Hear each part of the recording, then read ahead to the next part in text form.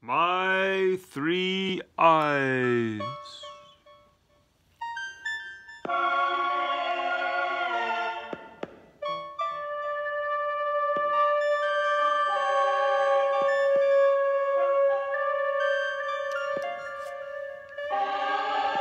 We hear a lot about the third eye, the channel of divine wisdom and insight and connection and higher being. I am now called to recall that I have two other eyes. My first eye and my second eye, and they're pretty good. Okay, I need glasses, and I'm developing a cataract in one of them. With them and through them, I see the world and receive signals in the electromagnetic spectrum that work their way back into my brain, and I imagine that what I'm seeing and processing is the world out there. So in a sense, the eyes are blameless. They're just input devices. All the trouble arises in the interpretation of that. From the past, in the DNA, my own experience with my prejudices, with my limited understanding of the world and of reality. Guess what I'm trying to say? There's a lot more work than I could do with the eye number 1 and eye number 2 before I try to transcend things, x-ray things, and see things on the complete spectrum with eye number 3. The third eye, I'm gonna look into it. Maybe it's just an idea. Maybe it's just another chakra. Maybe I still need to work on chakras 1 and 2 and 3 and spend some quality time in number 4, the heart chakra. I'm counting properly. I just want to live beyond the realm of survival. Sure, take care of the body, and then move my concerns out to contribution. Giving something to life itself and to the living. Now think of those wandering ascetics and begging bold Buddhists. In a way, they're free. Free like birds. There's a difference between an eagle and a buzzard and a pigeon. I don't want to be a pigeon. A fat urban poop machine looking for a handout. Can we be materially abundant and be on a path of ascension? Maslow says the fulfillment of the basic needs, it's a prerequisite for those attaining to the higher states of human becoming, and who could disagree? And yet, I suppose that someone living on locusts and wild honey might be up to something more than walking and snacking, and that's the thing.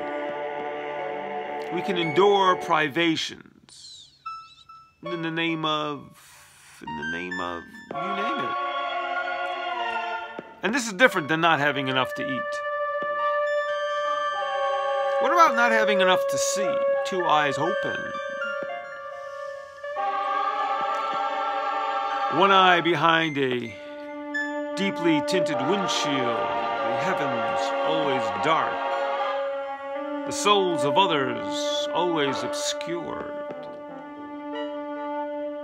I think there's a 4th eye, the observer.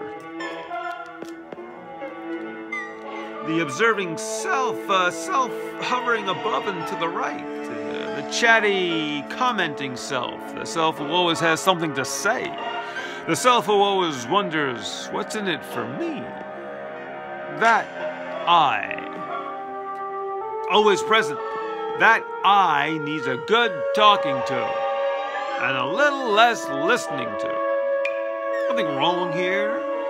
If we define here as all of creation, I'm not saying that there's a plan. I'm not saying there's a design. I'm saying that there's an overarching or an underlying isness, and that we are not here to refute or fight or conquer or overcome, but to surrender to.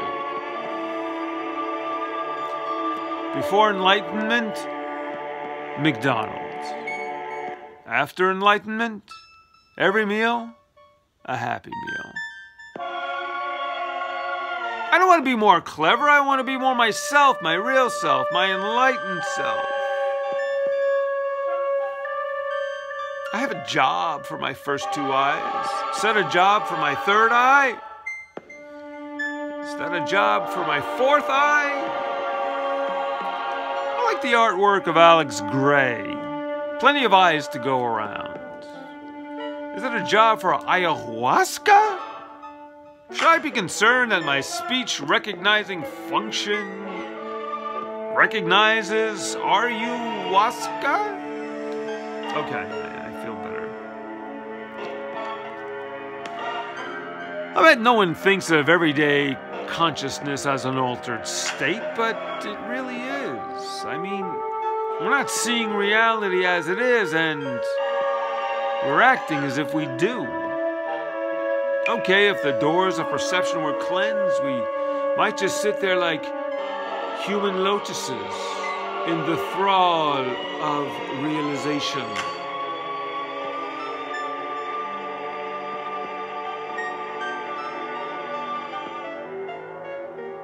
Maybe that's for later. Maybe that's for never.